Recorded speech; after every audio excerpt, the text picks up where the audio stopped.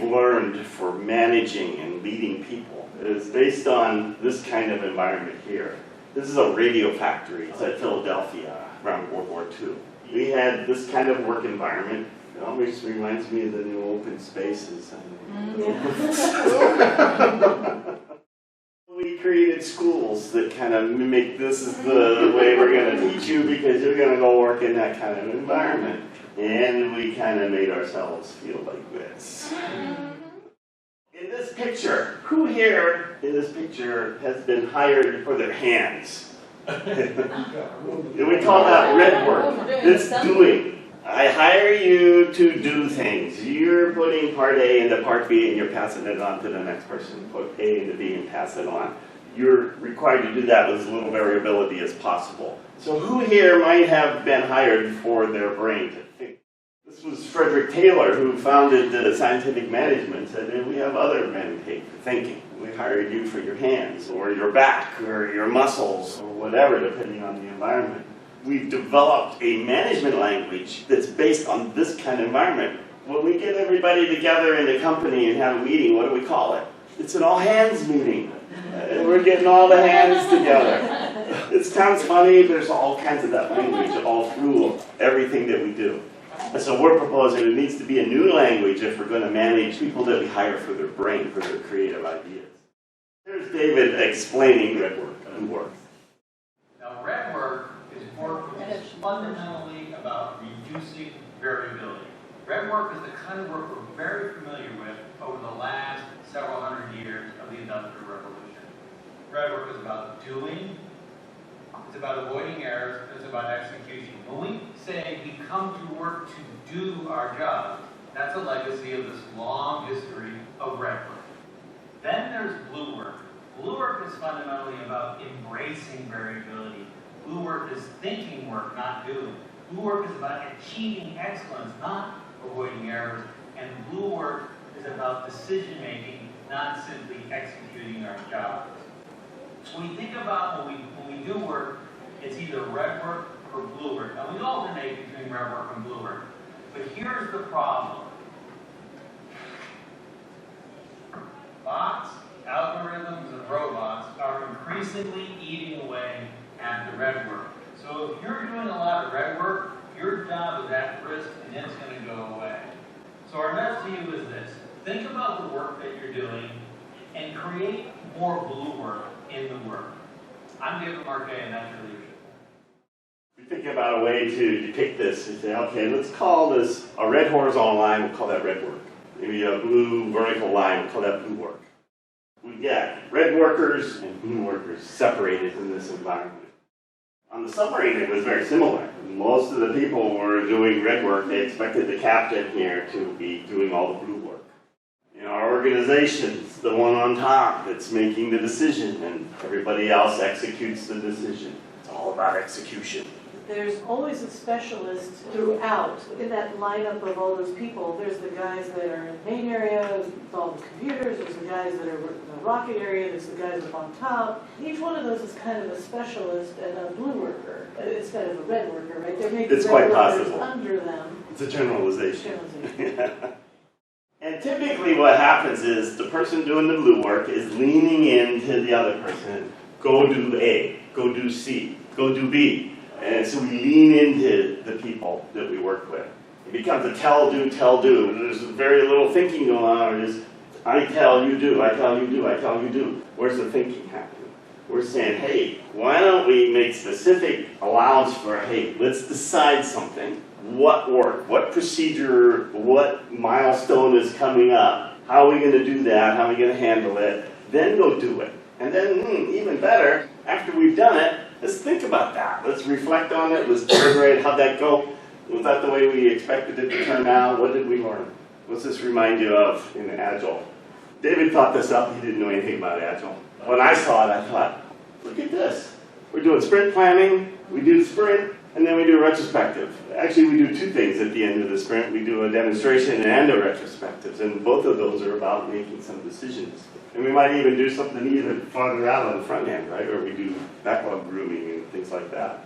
So it's kind of built into the Scrum methodology, this idea of let's have specific places where we do blue work.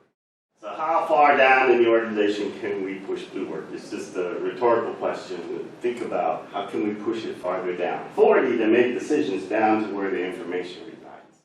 I often think of the Scrum teams and how can we allow the Scrum teams to make decisions without injecting our command and control in the middle of a sprint, for example.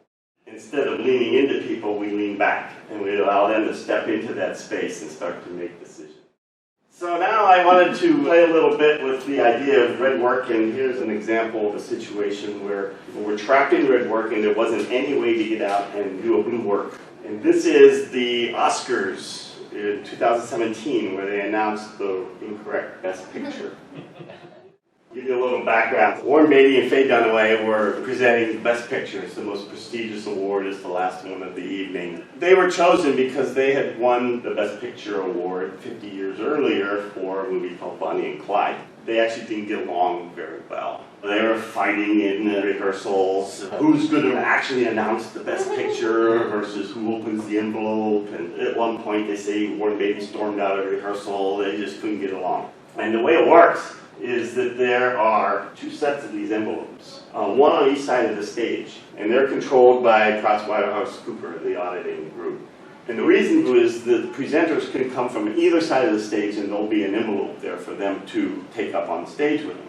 What it means is you've got to keep those two sets of envelopes in sync. When someone comes up on stage right, the PwC person on stage left needs to discard that envelope that has not been used on that side of the stage. The previous picture was Best Actress. Best Actress came up on one side of the stage and came off on the other. And she came off on the side of the stage, and the PwC guy was a little bit distracted by this famous person coming off stage right next to him, and he was tweeting about it, and inadvertently didn't discard the Best Actress envelope. So that's where this picks up.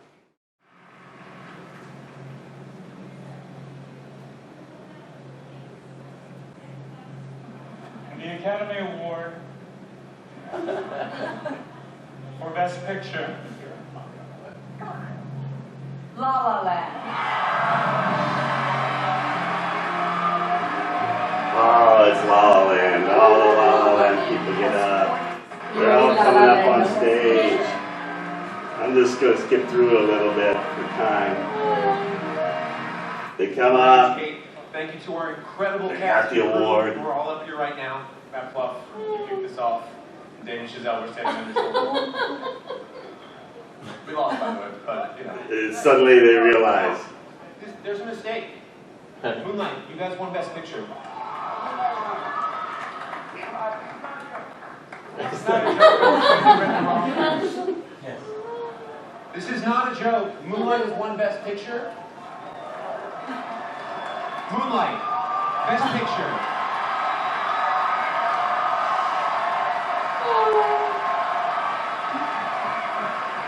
This is very unfortunate what happened. Personally, I blame Steve Harvey for this. Steve got an Oscar anyway. Why can't we just give out a whole bunch of them? I'm going to be really proud to hand this to my friends from Moonlight. That's nice of you. That's nice. Okay, so I'm not going to let them explain this yet. This first question, write down what do you think Warren Beatty and Faye Dunaway would have written as their job description if you'd asked them. Just reading in a car, so doer. I was arguing that even at that reading position, there is a little finer print saying that the best picture. Even as a doer, a little thinking doer, I would guess I would need to read it thoroughly. And if I have questions, I pause. I think their second and third was to entertain and to do it in time. Command their time slot. So this is the example where design, human factors actually, because this information was, you said at the bottom, which means I would have to pull it out completely, scan it, so there was no really progression. If you can scan it, because I think they both can't read it. It's so tiny. Here it is. First off, here's the envelope. It has the title of the award on the envelope, but this was the first year they introduced this new dark color red with this gold letters. It's very low contrast. It's very difficult to see.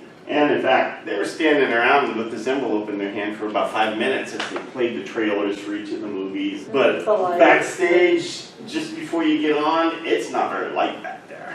It's kind of dim. And there's the card. Oscars, Emma Stone, La La Land. Best actress. Wow. We're going to watch Warren now. And I'm going to stop this at a certain point, and we're going to answer that second question.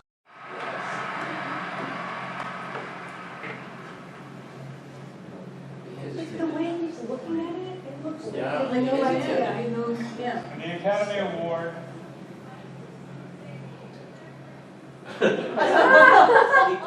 So let's watch it again. This time I'm going to turn off the sound. He's looking for some other card inside. Yeah.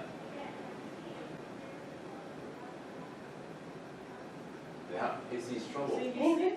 At this point, if you were to ask Warren, we stop right now and we say, hey, what are the odds the card is wrong? What do you think he would say? This is a strategy for getting people to feel safer expressing their ideas, is to have them write it down first. So go ahead and write it down. The other thing that helps avoid is anchoring. So if I just shout out my number, and I'm the leader especially, everybody else might just line up with me and not really express their opinion. So if we write our idea down first, it's more likely we're going to express our opinion. So if we ask him right now, what's the chance this card is wrong? What number would he circle? I think it's 0. If he truly felt it was wrong, he's been in the industry long enough to know he will be known forever for this moment. And he's all about image. I would say his hesitation indicates that he gives it more than 0. However, it's less than 50% because maybe it was even 50 because he did not want to read everything. He gave it to Faye to read. Yes. So it was, I would say, between 20 and 50. I think he was confused and he just wanted a reassurance from Faye, so he gave card to Faye. Yeah, in our group we talked about part B of the job description is to verify the information is accurate, because we were talking about Faye was kind of like quality control. But their job was not quality control. Their job was not thinking. No, that's why we're Their talking, the job, it actually has like a part A and part B, Right. which is like the do and the thinking part. Right. Their job is there to entertain people. Make sure the process that is already set goes smooth and you have engagement of audience with you and you can lead the engagement of audience throughout the night. That is their job description. Do not think.